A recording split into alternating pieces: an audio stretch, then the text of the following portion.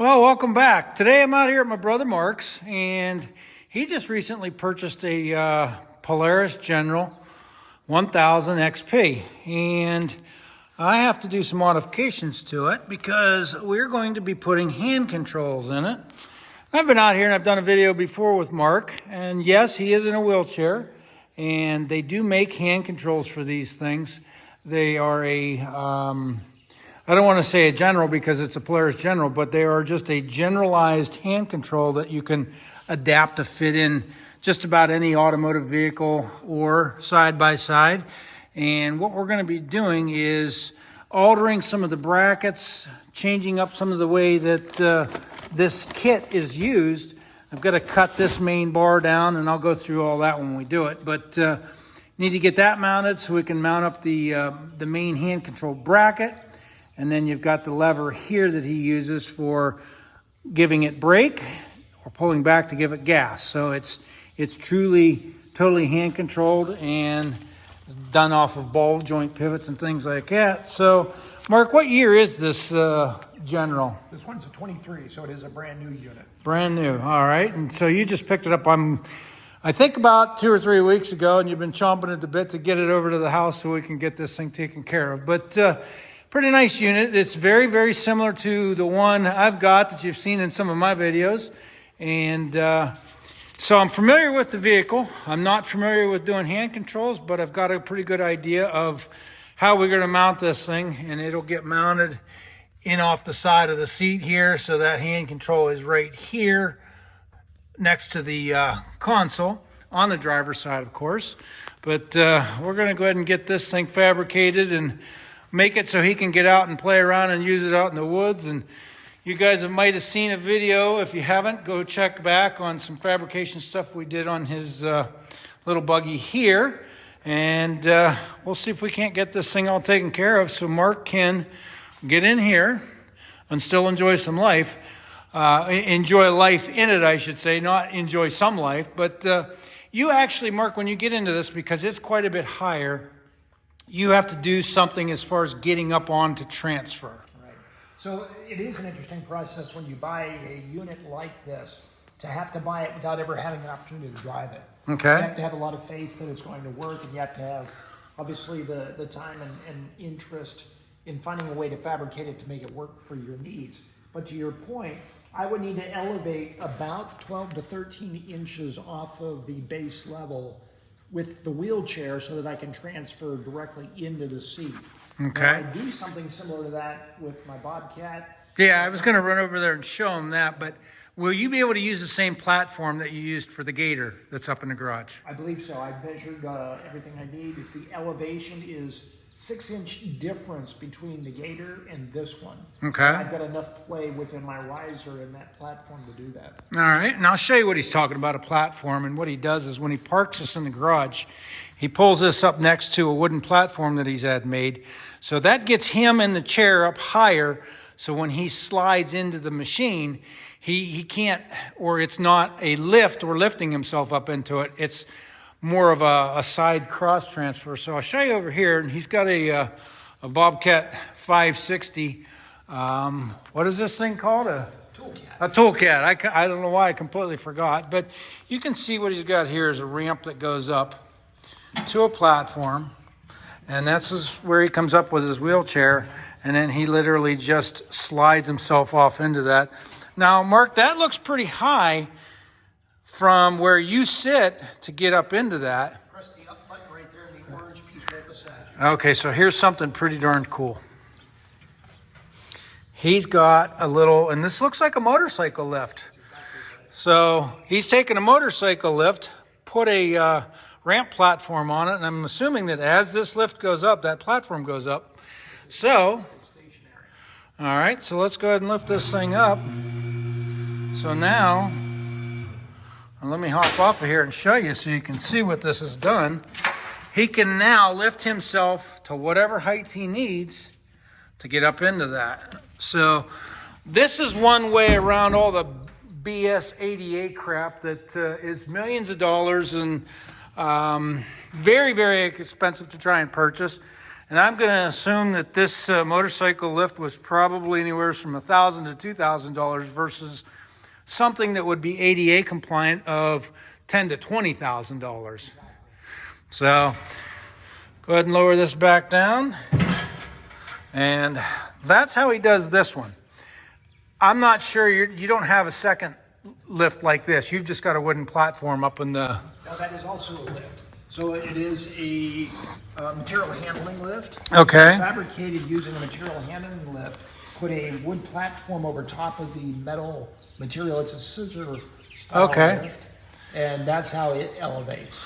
All right, so you guys, if you're not familiar with a material handling lift, generally it's a wider platform that somebody might put a pallet on in a manufacturing business. And when they put the pallet on, then people bring their production boxes and set it on there. Now, is that also a rotating table on that particular? It is not, it's a fixed. Okay, so straight up and down lift, and it's probably a 48 by 48 platform on that. It's actually smaller, that's why I built the extra wooden top to it. Okay. And then I put the bracket on the wall for the control unit. It's very similar. I've had that probably now for, I would say about 15 years. Okay, so that's kind of Mark's way of being creative to still be able to utilize machines like these things, so he can get in and out of them without having to call somebody for help. Really, I mean that's the whole thing about it is hey, I want to hop in the Toolcat today and go out in the yard and do some work or whatever. You don't have to have your wife come help you get in and out of the thing. You can do it on your own. And boy, that's independence at its finest, I guess. That's the way it's supposed to be. Yep. All right, so getting back to this, I'm going to go ahead and load it up on the trailer and take it back to my house where I've got all the necessary tools and things that I need. I don't know that there's much else that we're going to do to it other than get this thing so he can get in and out of it and start utilizing it around the property here. You've got a John Deere Gator right now, and I know because I own one of these, and the thing I love the most about it is the suspension on it, and that's really kind of what you're looking towards is a smoother ride, something, you're not looking to go 50 miles an hour down through the field. You're just looking for something that's a little easier on your body. Two things about the John Deere Gator was really a good utility machine, but it's rough. It's a harsh ride. This has a lot better suspension. Oh, way better suspension. Yeah, I mean, I just want to show you guys real quick. These things have the Walker Evans shocks on them. They're all adjustable. Is it more than what Mark's going to put this machine through? Probably, but the reality of it is it's going to be a much smoother ride for you. And this has a center console with a wider stance. So when I'm on the slopes and hills, because my body has a tendency to fall towards gravity, probably a lot like yours at our age. Yep. So when you're looking at a slope or a pitch, then it keeps my legs from falling from side to side, where in the Gator does not have the center console, and you have to be much more adept at managing pitch and slope. Yeah. And let me explain or show you in here what he's talking about. Because this has got a full side door on it, he's now got something that keeps his leg from tipping out. Because, obviously he's in the wheelchair, he doesn't have control of his leg, so his leg can pivot out if he goes around a corner or something like that. So this door panel here is what keeps his leg extremities in the machine. And this side console, again, that's another thing that keeps him from sliding sideways. One other thing that I think he's going to really like is these bigger side bolsters on the seats. That will actually hug him in there, and he won't slide side to side. Because, Mark, I'll be pointing out blank with the viewers, you don't have stomach muscles per se that you can twist and lean yourself. Right. So I've used the analogy before. It's like sitting on a swing set with your feet off the ground and your hands off the ropes. So you've got to balance and position, and everything's moving around you. So you've got to find a way to kind of nest your body into whatever you're doing. Yeah. And it doesn't mean you don't get a chance to do a lot of fun things, which obviously this will be. You just have to figure out how to do it differently. I think it's going to be something simple. I'm just here to do the fabrication and cutting and figuring out where the main arm lever goes, and that is this particular piece here. So this controls brake and gas. put this special hand adapter on there because he doesn't have grip on his hand. So what he does is this captures his wrist, and then I'm going to be altering this piece here so his hand can't come up off of it as well. And he'll drop it in where it captures his wrist, and then he goes forward for brake and back for gas. So we'll get that adapted. I'm gonna, like I said, I'll change that piece, get the mount made for that to be specialized for the Polaris General. And I guess let's get this thing loaded up and get her home.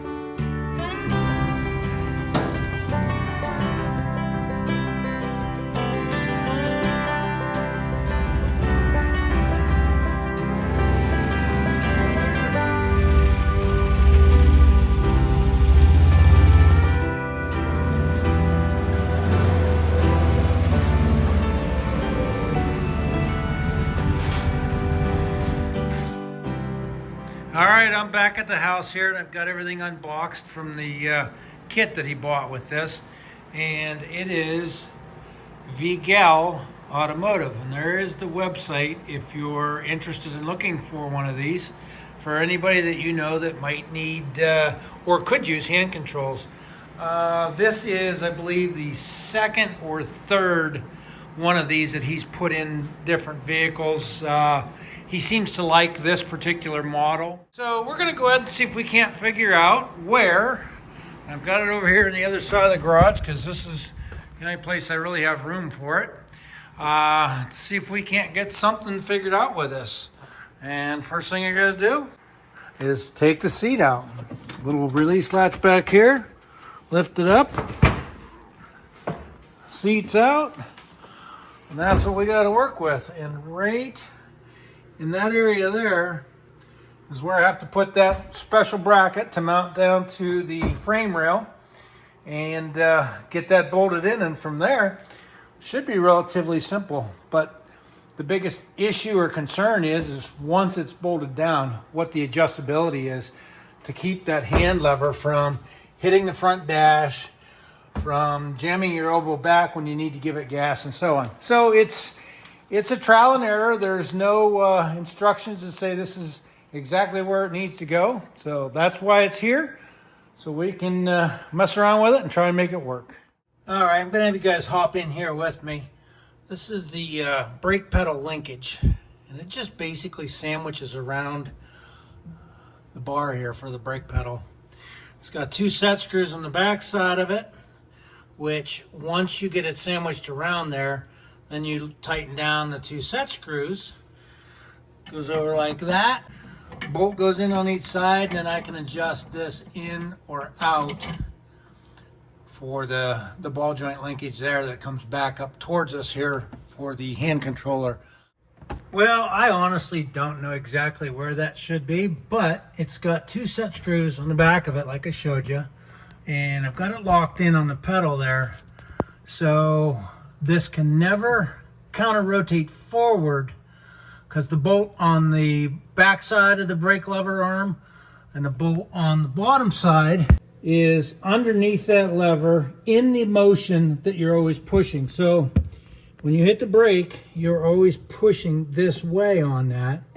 So that bolt is captured on the top, and this bolt is captured underneath. So that mechanism can never rotate on you. I don't know if they intentionally do it that way or what, but to me, common sense says that's the best way to put that in there, that if those bolts ever came loose, it would not rotate forward on you and become an issue. The other thing is that when that ball joint is hooked up to the hand control, I put it in somewhat in line of the gas pedal because there's another lever that comes out off the gas pedal. So I wanted those to come back and be in line with the hand control that is going to be mounting here. So it's kind of a straight push, and when his legs are in here, they're not getting in the way. They're not rubbing on the brake lever controller or anything like that. So I've got to get the mount put in here to make it as sturdy and strong this way. There's really no motion right to left on that, but it's all forward and back. So we'll need to get that mounted in there so it's nice and sturdy. That metal bar is underneath there, but it's covered with some molding or some plastic around that. So I have got to cut this bar somewhere before that plastic rib that sticks up. And what I'm going to do is I'm going to cut it there, and then if I need to cut it shorter and bring it back to figure out where the adjustment is, I can do that.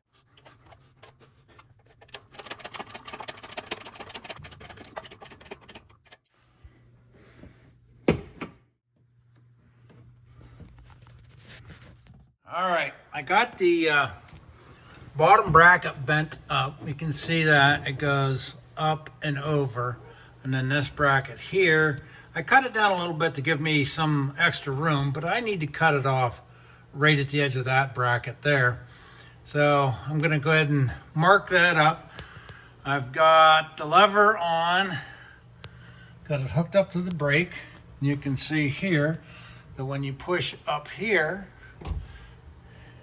it pushes the brake down there. So that's the hand control. And then when you give it gas, the bottom lever kicks out like that. And there's linkage that goes then down to the gas pedal. So when you pull back, that's what pushes that forward. And then it rides past it when you hit the brake. So I don't have the gas pedal linkage. My brother still has that. For the fellow that was going to hook this up. I almost wish I had it because I think I could get this whole thing set up for him. But I guess the reality of it is he just needed me to come up with a way to mount this thing. So I'm going to go ahead and cut this off so it's flush across there. I think I'm going to weld this on here, underneath, and I can't get anything across here. But then I'm going to go ahead where these two clamps are, is I'm going to drill and put 2 bolts in there, and I'm going to put 1 bolt in here, which will go in between them. And it's just a basic C-channel frame under here that I'm going through. That's why I would like to put 2 up here and 1 down here, and that should make that pretty secure. Just with the 2 clamps on there right now, it is actually rather secure. And then when the brake is activated, you can see how much room. There's about 2.5 inches here for when he pushes it. His hand's not going to be in the way of hitting the dash or the key or anything like that. So I think the position that I've come up with there, I actually cut almost 3 inches off of this sleeve tube. Let me show you what this does. When you go back into the gas to give it gas, it actually slides off of that all thread piece there and allows that gas linkage to push forward. And when you do the brake, it just pushes in on that nut. So that's why that tube just slides on that all thread there for when you give it the gas. Got the brackets out of there, bringing it over here, and I'm gonna go ahead and weld these 2 together. One thing that I do want to do is I think put a V-groove in here to build some weld up, but then I have to grind that off flat because this is the actual stopping point of where I can't go any further. And also it is a guide or a stopping point for where that seat plate or bracket goes in. So I can't have anything dangling out off of there and gouging into the plastic seat tray. So I'm gonna go ahead and get this thing tacked together, and then we'll put some full length welds on it and get that bracket done. And I'm gonna have to go ahead and put some holes in there.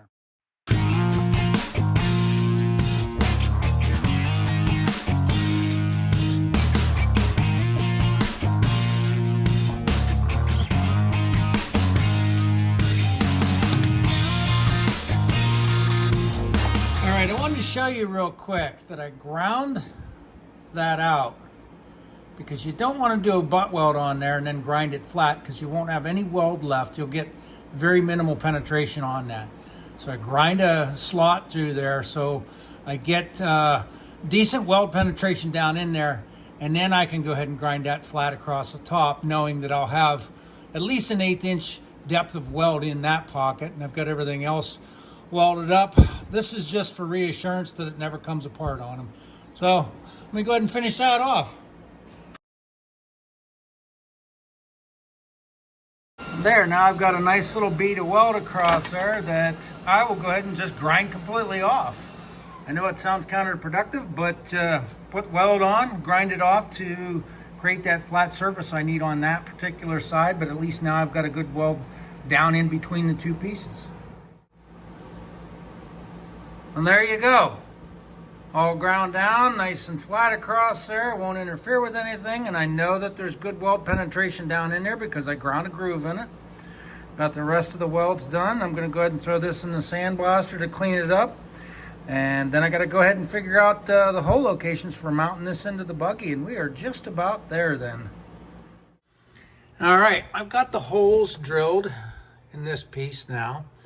You can see I got the two that are going to go in here and the one that's going to go out the front. And that should give it plenty of stability no matter where he's using that lever. So I do have an original factory hole here that is just, they use those self-tapping screws. I'm going to drill through that, drill it out, and I'm going to be through bolting all three of those, meaning I'm going to put a bolt all the way through this frame here and put a nut on the back side of both of those, and then this one. And that's why, maybe now you'll see why I put those two there and one in the center to offset it. So the bolt and nut that would go through would never interfere with trying to get these two on. So what I'm going to do is just throw a clamp on here, run the drill that I use for this down through each one to mark where those holes are. So it makes it pretty simple. But when I did this, lined that up as best I could, marked it from the underside, and now I'm just going to go ahead and go down through with the drill bit and drill that out. Just a little quick tip for you. Put a piece of tape all the way around that, some painter's tape. And what that's going to do is act like a tray to keep all the chips from falling everywhere. I don't want hot chips dropping down onto this plastic, melting and burning their existence into the floor. I don't want them flying out into the battery area. So just put a little tape around that. If this was your vehicle, you wouldn't want metal chips melted into your brand new plastic either. And I'll do the same when I go down and mark this hole out, or drill this hole out anyhow. I'll put a little catch tray of tape around it to make this thing still look like it's new when it gets out of here.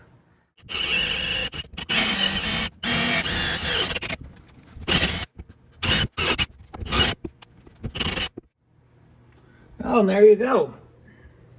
All those chips captured within the tape there. Drilled straight through both of those holes. And now I just need to put a bolt through. And I'm going to go ahead and get this taped up and drill that one out.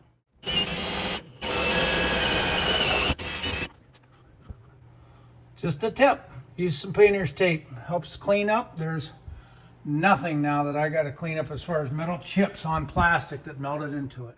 I am done with the mounting hardware that needed to be made up for this. I'm going to go ahead and sandblast all these pieces that are visible when the seat is there. Sandblast them, get them painted up, and probably use a flat black paint on them so they kind of blend in and don't stand out. And then there is a plastic cover that goes over that to hide that.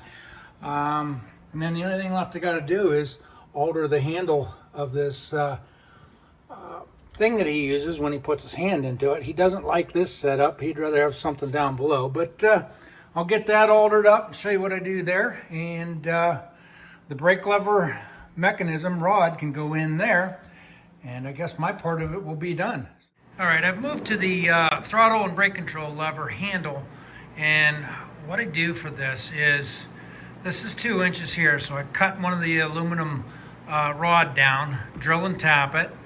And then this other one is what I use to make the T. So I drill and tap that at the center, and I take a bolt, cut it, just not all the way through yet, so that it still allows me to tighten it down into this. And I'm going to use some red Loctite. So I'll put that in there, then I'll cut this off, and then thread that into the post so it becomes a T-handle basically, and that's what keeps the front of his fingers from coming up off of that mechanism there.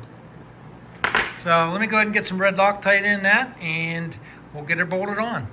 All right, you can see when you go down, when you cut part of the way through that bolt like I did, go down in there and you can really tighten on that, and then basically it just snaps off when it won't tighten anymore. So Now I've got that in there. I did not have any set screws that long. That's why I did what I did with this. So now I'm just going to take my die grinder, clean up those edges, and then I can thread it into this one. And I think I will probably Loctite that in there too, because it can be removed from the bottom side bolt down there. So this will become all one T-post. All right, I got it all bolted back in, painted up, good to go. Like I said, I'm not putting this cover plate on because they still need to get in there to do something with the throttle linkage, but I've got the brake linkage all done. Comes down, and actually this boot comes over that. Might as well do that. Makes it look pretty. There's plenty of clearance along the side there. When you pull the boot away, there's about a 1/4 inch gap. Everything's accessible. The only thing left to do now is put the seat in.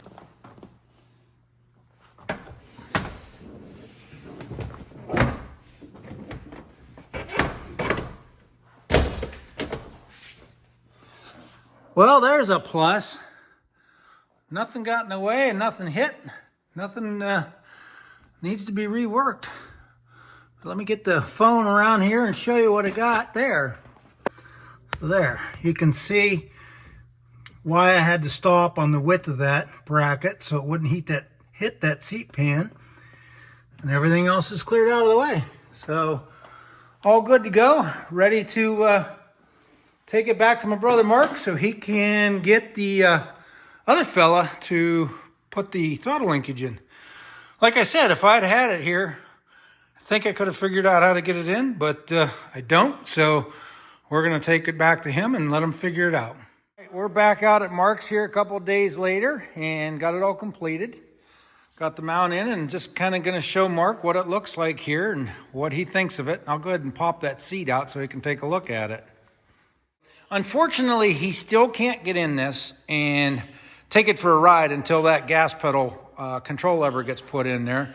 But I would like to come back out and make a video or show you guys, at least him hopping in there and driving it around, and see if there's a smile on his face or whatever once he gets the opportunity to drive this thing around. And I know, like you and I that can get up and move around and have mobility, we just hop in this and take him for a ride. But for Mark, it's kind of painstakingly waiting for everybody else to help him before he can get in and have some fun and enjoy it himself. It's a process. The maddening part is like Christmas. Somebody else opening your gifts, getting a chance to play with it before you get a chance to use it. So this is what I'm dealing with, but it's just part of the process. Yeah. So I guess I'm going to end the video here. If you guys enjoyed this one, give me a big thumbs up. Stay tuned, and maybe we'll get another video out on Mark out here enjoying this thing, hopping around the fields. He's got a beautiful piece of land out here. It's a beautiful day today. He's got plenty of fields out through here he can ride, plenty of woods back there he can ride in. So wish him the best, and hope that the guys doing the install on the gas pedal portion of this thing get that right for him. And we'll be back.